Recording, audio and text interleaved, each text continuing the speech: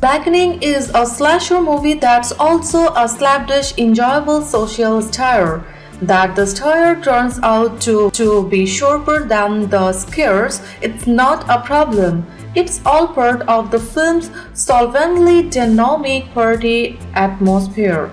The setup which feels like a Friday the 13th sequel by way of Bodies reunites 9 old college chums to celebrate Juneteenth weekend a big roomy house they have rented near the woods. Yes, it's a cabin in the woods movie, but cabin does not describe the place. As Tina turns cover of Icon stand, the rain spins on the turntable. The first two to arrive, Morgan and Shawn, find their way to the basement game room, which has slaves of old board games, an ancient TV set on a Ouija board, and a prominently displayed game called the Blackening. Taking the box cover off, they discover, to their horror, that there's a plastic Sambo head in the middle of the board, which asks questions like what's the first black character of survive a horror movie? For a few minutes we are in the terrain of Scream by way of Get Out. When the others arrive, they go down to the game room and the television set suddenly pops on. We see one of those. Inside this is a taste of the emergency broadcast system screens with another Sambo face in the middle of it as Captain Ricky's plays on the banjo, and then the TV image shifts to black and white video of what happened to Morgan and Shawn. It's not a pretty picture. For a moment we seem to be in the realm of a saw, but as soon as we see the killer hidden behind a bondage mask scribed with a grotesque blackface character, the mood of racist honesty and anxiety begins to conjure more than ever a certain sunken place. Get Out was a great horror movie and it is way a series one that echoed the deep dish pantheon of films like Rosemary's Baby. The Blackening has no such pretensions. The script, parody by Tracy Overler and Devin Perkins, is full of dialogue that pops with omical toast of self-awareness. The Blackening is framed as a thriller, but the way that the veteran discovered theme story has staged it, the entire movie turns out to be a rip, a highly branded and witty one.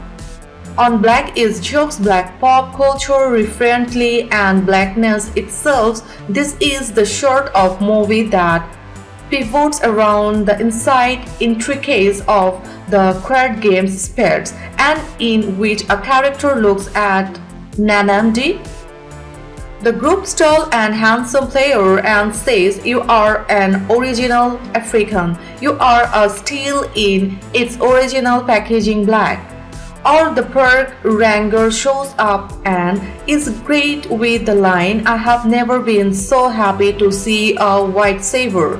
This is funny, nasty stuff, all delivered in the spirit of characters who reveal themselves the film in place, in a way they would not if white people were around. The actors make their presence felt. For Melvin Grace as King, the arrogant ex-James who feels he's doing penance by having married a white woman, to Antoine Robinson and Grace Byers as Lisa and Ellison, who carry on conversations so rooted in the intensity of their black sisterhood that they are telepathic, to Jermaine Flores as Clifton, the group nerd who, with his lopsided cock and fixation on the superiority of the Android of the iPhone, at first strict use as an announces chick, but he turns out to be a chick from hell. There's a surprise reasons to Floor's performance. This is a movie that culminates in the killers asking the group's members to save themselves by sacrificing the one of them who's the blackest. But what does that mean? As our chance definitions start to fall away, we realize that the very notions of being the blackest is a self-destructive power trip. The terrific and tagline of The Blackening is, of course, a reference to a long-standing trope and eye-rolling grip that the black character in a horror film always dies first. But the real joke is how perceptions like that one has become part of popular culture. The Blackening game keeps testing the character's knowledge of trivia with brain teaser like name the 5 black actors who appeared on Friends. By the time they're trying to answer that one, the movie is getting us crottle at the bitter irony of it all. That though a reigned pop scholasticism bends these characters as surely as it does the horror gigs of the Scream films, in a way it carries more urgency here, since every piece of trivia channels issue of inclusions versus being on the outside looking in.